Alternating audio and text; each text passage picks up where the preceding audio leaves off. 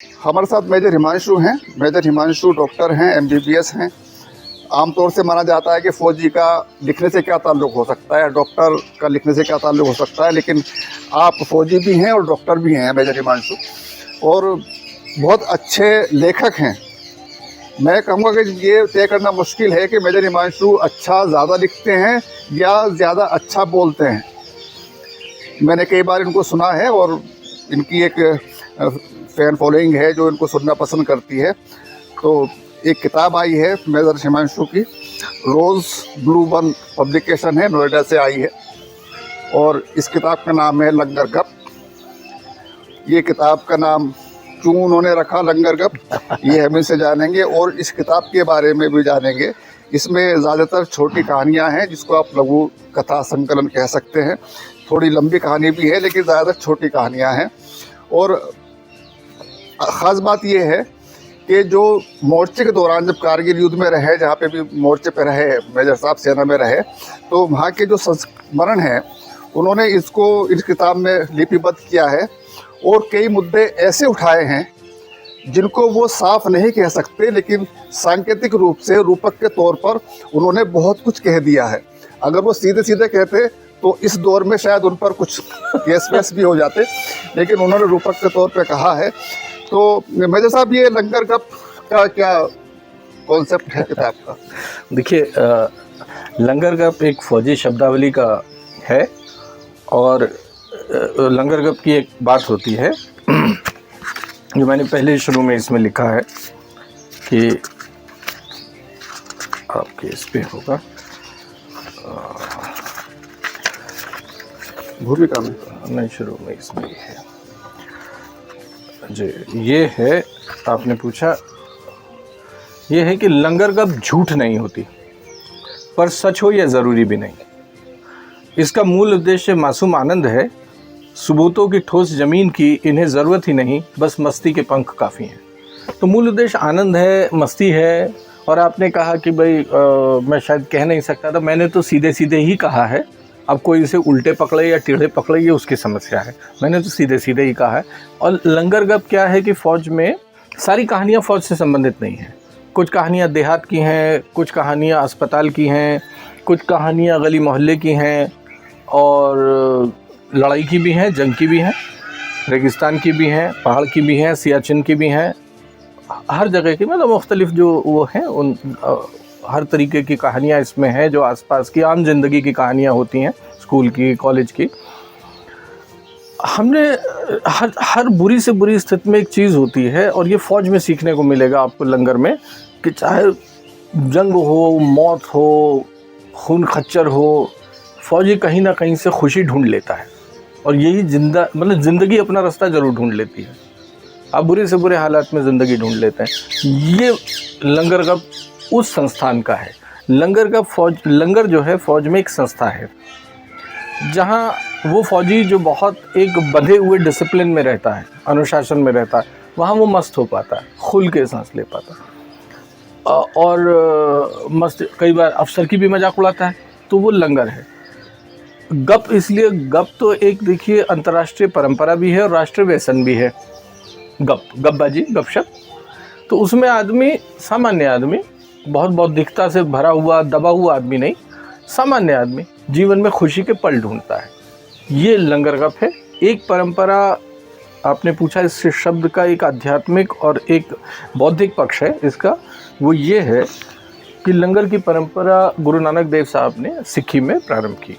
उन्होंने कहा कि भूख जो है वो धर्म से, जात से, ऊंच से, नीच से, गरीब से, अमीर से ऊपर है। तो वास्तव में सबसे बड़ा पुण्य का काम ये है कि सब झांझ मंजीरे छोड़ दीजिए, आप हज छोड़ दीजिए, सब छोड़ दीजिए, सबसे जो नेक और पुण्य काम है वो है भूखे को खाना खिलाना। तो उन्होंने लंगर को, मतलब पेट के, इसको हम कहते हैं फौज मार्चेज ऑन स्टमक, फौज अपने पेट के बल चलती है। उन्होंने लंगर को अध्यात्म से जोड़ दिया, धर्म से जोड़ दिया। एक और लंगर है, वो है लंगर कहानी किस्सों का। ये भूख आनंद की, अपनी संस्कृति को बचाने की, उसके संवर्धन की, उसके सृजन की, उसके संरक्षण की, इन कहानियों किस्सों में रही है। कहानी किस्से गुलामी के बने, लेकिन कहानी किस्से कभी गुलाम नहीं बने। राजा कहानी किस्से नहीं बने, राजा के कहानी किस्से बने। राजा राज्य भर का रहा, किस्से ब्रह्मांड तक के बने। और किस्सों पे, किताबों पे कीमत छपी है, किस्सों पे कीमत नहीं छप पाई। तो ये जो खूबी है, ये जो लंगर की भूख है और लंगर की परंपरा है, जैसे सिक्की में लंगर की परंपरा है, उस परंपरा की ये किताब है। जी देखिए, हमारे अगर उन्हें पढ़ेंगे, दुनिया भर के अगर उनको आप साहित्य को पढ़ेंगे, तो हमारे पास तो हवाई जहाज़ बहुत पहले से थे। कुबेर साहब के पास अपना पूरा पुष्पक विमान जैसे भी जिक्र आते, है ना। आग्नेय अस्त्रों में मेरे ख्याल से न्यूक्लियर डिवाइस पहले से थी। अगर उनको देखा जाए तो ये जो मानवीय मैं कहूँगा कल्पना है, मैंने कहा ना कि हमें सबूतों की ज़रूरत ही नहीं, कल्पना के पंख काफ़ी हैं, मूल उद्देश्य। तो जब कोई ऐसा झूठ जिसे बोलने वाले को भी पता है, सुनने वाले को भी पता है, वो झूठ नहीं रहता, वो मनोरंजन हो जाता है। मेरे साहब की किताब ब्लू रोज़ 1 पब्लिकेशन से आई है और ये अमेज़न पे भी उपलब्ध है। आप चाहें तो अमेज़न से इसको मंगा सकते हैं। बहुत दिलचस्प किताब है और जिस दिलचस्प अंदाज में लिखी गई है, तो मेरा मानना है कि आप इसको ज़रूर पढ़ना चाहेंगे और बहुत दिलचस्प है। मैंने इसकी कई कहानियाँ पहले ही पढ़ चुकी है छपने से पहले। तो जो रवानी है लिखने की, जो अंदाज़ है मेजर हिमांशु का, वो जुदा है। कह सकते हैं कि मेरा अंदाज़ बयां है कुछ और। तो आप इसको किताब को पढ़िए। लंगर गप में कई छोटी छोटी कहानियाँ हैं जो मैसेज देती हैं समाज को, इंसानियत की बातें करती हैं, कर्तव्य की बात करती हैं। तो मेरा मेजर हिमांशु से दरख्वास्त है, उनसे इल्तिमास है मेरी कि वो कोई अपनी एक कहानी, जो मैं सजेस्ट कर रहा हूँ कि पेज नंबर 8 पर है, गीता कुरान, उसको अपनी आवाज़ में, अपनी ज़बान में उसको पढ़कर सुनाएं। मैं गीता कुरान वो तो सुनाऊंगा ही आपको। मैं तो जो कहना चाह रहा हूँ, इसमें किस तरीके की कहानियाँ हैं, ये आसपास से उठाई हुई हैं। जो लेखक होता है वो किस्से आसपास के चुनता बुनता है और उसी को समाज को देता है। और ये आसपास के किस्से हैं, जैसे ये एक छोटी सी कहानी है, एक पैराग्राफ की। भाई ये हर घर में होता है ये काम। मेहमान जा चुके थे और ये है चलो नर्क। मेहमान जा चुके थे, उनके प्लेट में रखी नमकीन हम टूंग रहे थे, लैपटॉप पर नज़र गड़ाए मैं और मेरी 5 वर्ष भतीजी दात्री। दात्री नमकीन में से काजू मूंगफली निकाल निकाल कर खा रही थी। बड़े छोटे सब करते हैं, वो भी कर रही थी, बिना सोचे समझे, स्वाद अनुसार आदतन। मैंने टोका और गंभीर होकर मजाक किया कि जो जो नमकीन से काजू मूंगफली निकाल निकाल कर खाता है वो नर्क जाता है। दात्री ने एक काजू एक मूंगफली नमकीन से निकालकर मुझे दिया और कहा, खाओ खाओ, साथ चलेंगे। तो ये बच्चे अमूमन ऐसी बात करते हैं। आपने गीता कुरान का जिक्र किया है, ये आज का जो माहौल है देश का, उसके ऊपर एक टिप्पणी है। अब कहीं भाई आजकल माहौल ये भी हो रहा है, पता नहीं कौन किससे नाराज़ हो जाए, पर बहरहाल गन्ना किसानों के, चूँकि हमारे गन्ने का बड़ा मसला रहता है, गन्ना किसानों के बकाया पर बड़ा धरना हुआ था सरदार जी के मुकदमा जीतने के बाद। सरदार जी जुनूनी मिशनरी, 4-5 साल से हम भी साथ थे, सो कुछ लोग हमें भी जानने लगे। उनकी उपलब्धि बड़ी थी, किसान को रोज़ रोज़ धरने रैली से अलग कुछ नीतिगत हासिल हो रहा था। कोर्ट से सरदार जी के कारण 1-2 रैली हो चुकी थी, 4-5 प्रस्तावित थी। सरदार जी पर दबाव, सरकार पर दबाव बन रहा था। लगा किसान को भी कुछ बात समझ आ रही है। भाई आजकल वो मुद्दों पे बात ही नहीं रहती, वही सब चलता रहता है। तो कोई बेरोज़गारी, रोज़गार, इस पे तो महंगाई पे जिक्र ही नहीं है, तो उस संदर्भ में है। लगा किसान को भी आखिर बात समझ आ रही है, तभी हुआ मुजफ्फरनगर दंगा।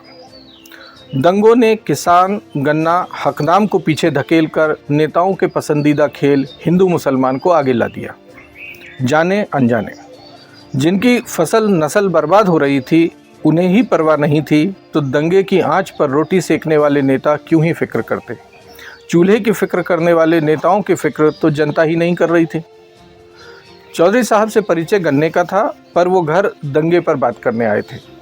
नेताओं, पार्टियों, चुनावों की चर्चा देश का सबसे बड़ा स्वरोजगार या शौक है। मैं उन्हें बार बार गन्ने पर ले जा रहा था, वो मुझे दंगा समझा रहे थे। बताने को घुमा फिरा कर उन पर कुल जमा 3 बात थी, वो भी तीनों मुसलमानों को लेकर। एक, वो शांति से नहीं रहते, दुनिया भर में देख लो। एक, वो आबादी बढ़ाते हैं बेतहाशा, दुनिया पर कब्जे करने की नीयत से। तीसरी, पहली दोनों को मिलाकर लव जिहाद। मैंने जानना चाहा उन्हें ये कहाँ से पता चला। उनका जवाब था कि ये तो जी सारे ज़माने को पता, उनकी मुक़द्दस किताब में लिखा। मैंने पूछा आपने खुद पढ़ी वो किताब? उनका जवाब लाजवाब था। बोला जी ऐसी किताब पढ़नी क्यों जिसमें यूँ सब लिखा। मैंने इधर उधर की बात के बाद पूछा कि श्रीमद् भागवत गीता के बारे में उनकी क्या राय है। जवाब आया जी ज्ञान का भंडार है। मैंने पूछा आपने पढ़ी?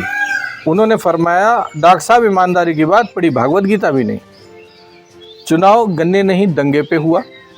दंगे की आग में गीता कुरान दोनों जले, पढ़े ही नहीं जाते थे। तो किताब लिखने का ये छोटी सी कहानी है, लेकिन किताब लिखने का मकसद ये है कि देश में बदअमनी और ये जो हो रहा है दंगा फसाद, ये इसलिए हो रहा है कि पढ़े ही नहीं जाते। तो कम से कम एक किताब है, पढ़िएगा जरूर। चलिए पढ़िएगा जरूर। लंगर गप अमेज़न पर मिल जाएगी आपको। मेजर साहब का बहुत बहुत शुक्रिया वक्त देने के लिए, धन्यवाद।